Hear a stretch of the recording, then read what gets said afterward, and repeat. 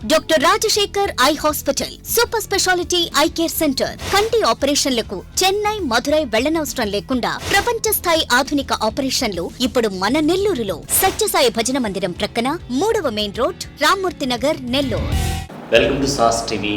నేను మీ అభిజిత్. పాలు ఒక పోషకాహారంగా మనం అందరం గుర్తిస్తాం.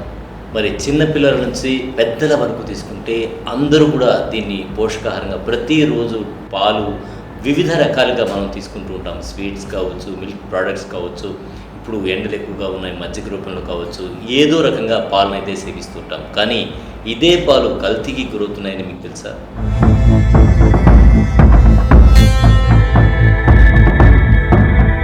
నిజంగా దగదత్తిలో అధికారులు జరిపినటువంటి దాడుల్లో విస్తుపోయే నిజాలు వెల్లడయ్యాయి.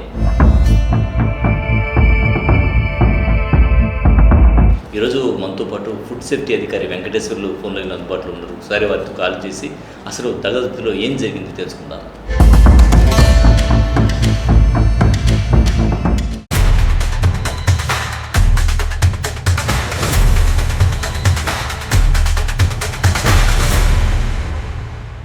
Sir, sauce TV reporter sir, food safety officer Venkateswarlu గారా? అవునండి.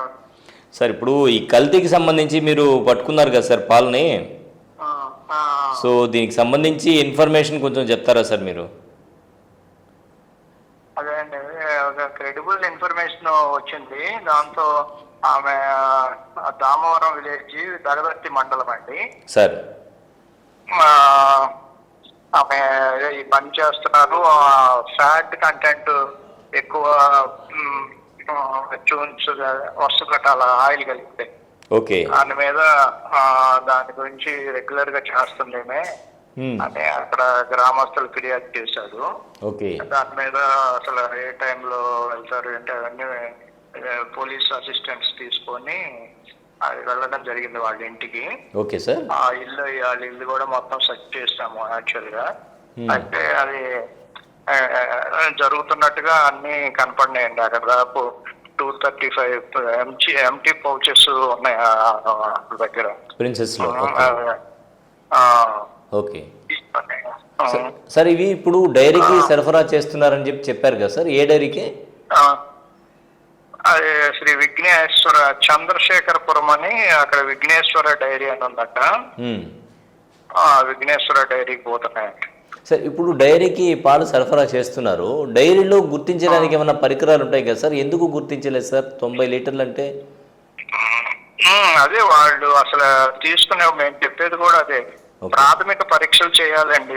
ఇది చిల్లింగ్ సెంటర్ అంటారు, డైరీ అంటారు దాన్ని. చిల్లింగ్ సెంటర్స్ వాళ్ళు మినిమం ప్రాథమిక పరీక్షలు చేసుకోవాలి. వాళ్ళు ఏ ఆయిల్ కలిపి మినిమం కొన్ని పరికరాలు వాళ్ళు పెట్టుకొని అప్పుడు మాత్రమే తీసుకోవాలి. ఈ చిల్లింగ్ సెంటర్ మీద ఇప్పుడు మనం ఏమైనా చర్యలు తీసుకునే అవకాశం ఉందా అండి? అదే కంపల్సరీ రేపు కేసు బుక్ చేసినప్పుడు వాళ్ళని కూడా ఇంక్లూడ్ చేస్తామండి ఖచ్చితంగా. ఇప్పుడు మామూలుగా ఈ విధంగా కల్తీ జరిగినటువంటి పాలు తాగితే ఎలాంటి అనారోగ్య సమస్యలు వచ్చేటువంటి అవకాశం ఉంది సార్? అదే జీర్ణకోశ సంబంధమైన వ్యాధులు వస్తాయండి. అది అన్నిట్లో పాలు అనే చిన్నపిల్లలు కానీ అందరూ తాగే కదా, చిన్నపిల్లలు ఎంత ఇబ్బంది పడతారు అలాంటివి తాగితే. కేసెస్ అంటే ఏ సెక్షన్స్ కింద నమోదు చేస్తున్నారు సార్ కేసెస్ వీళ్ళ మీద? Section 58 of food safety and standards act 2006 కింద జాయింట్ కలెక్టర్ గారి దగ్గర కేసు ఫైల్ చేస్తాం. సో దీనికి శిక్ష ఏ విధంగా ఉండే అవకాశం ఉందండి? అంటే 2 లక్షల రూపాయల వరకు పెనాల్టీ వేస్తారనమాట జాయింట్ కలెక్టర్ గారు విచారణ చేసి. ఓకే, జైలు లాంటిది ఏదైనా ఉంటుందా సార్ ఇంత తీవ్రమైనటువంటి? యాక్చువల్ గా అది ఏంటంటే ఈ శాంపుల్స్, అంటే నాకు అర్థమైంది ఏంటంటే అక్కడ యాక్చువల్ గా గతంలో చేస్తున్నారు. అది మరి ఆమె ఏమన్నా నైట్ తీసుకెళ్లే పాలల్లో ఏమన్నా మిక్స్ చేస్తుందా, లేకపోతే నిన్న క్యాన్స్ లో ఉందా లేదా అని మనకి అది మన నేకుడ్ అయితే ఐడెంటిఫై చేయలేమండి. అది పూర్తిగా మిక్స్ చేసి కొట్టేస్తారు. అది ల్యాబ్ రిపోర్ట్ లో వచ్చిన రిపోర్ట్ ఆధారంగా మేము ఏం చేయాలి. ల్యాబ్ రిపోర్ట్ లో కనుక అవి ఐడెంటిఫై అయితే అన్సేఫ్, ఆరోగ్యానికి హానికరం కనుక వస్తే కనుక మేము కోర్టులో క్రిమినల్ కేసెస్ ఫైల్ చేస్తాం. అంటే ఏవేవి మిక్స్ చేసి ఇప్పుడు పాలు తయారు చేస్తారు సార్? ఈ కల్తీ పాలు తయారు చేయాలంటే మొత్తం ఎటువంటి ఐటమ్స్? కల్తీ పాలు అంటే అది దాన్ని ఏంటంటే వాళ్ళు వీళ్ళకి ఫ్యాట్ కంటెంట్ మీద వాళ్ళు పేమెంట్స్ పర్సంటేజ్ మనీ పేమెంట్ ఆధారపడి ఉంటుంది అన్నమాట. ఇది ఈ ఆయిల్ అది మిక్స్ చేస్తే ఆ ఫ్యాట్ పర్సెంట్ ఎక్కువ వస్తుందట. ఓకే. దాని గురించి అని చెప్పేసి వీళ్ళు ఈ పనులు చేస్తున్నారు. అది సో ల్యాబ్ రిపోర్ట్ ఆధారంగా వాళ్ళ మీద శిక్ష అనేది ఉంటుంది. అవునండి, అది మా ల్యాబ్ రిపోర్ట్ కనుక అన్సేఫ్ అనే గనక వస్తే దాన్ని బట్టి criminal case 100% criminal case. So విన్నారు కదా, ఈ విధంగా ప్రతి నిత్యం కల్తీ జరుగుతుంది. అధికారులు అప్పుడప్పుడు దాడులు నిర్వహిస్తూనే ఇన్ని విషయాలు బయటకు వస్తున్నాయంటే మరి నిజంగా కనుక దీని మీద రెగ్యులర్గా దాడులు నిర్వహిస్తే మరి ఎంతటి కల్తీ బయటకు వస్తుందో ఒకసారి ఆలోచించాలి. ఎవరన్నా ఏదన్నా అంటే చాలామంది చెప్పేటువంటి మాట ఏంటంటే ఎంతమంది జనాభా ఉన్నారు, ఎన్ని పశువులు ఉన్నాయి, మరి ఆ పశువులు ఇచ్చేటువంటి పాలు సరిపోతాయని, సరిపోవని కల్తీ చేస్తారా? మరి దీని మీద మీరేమనుకుంటున్నారు?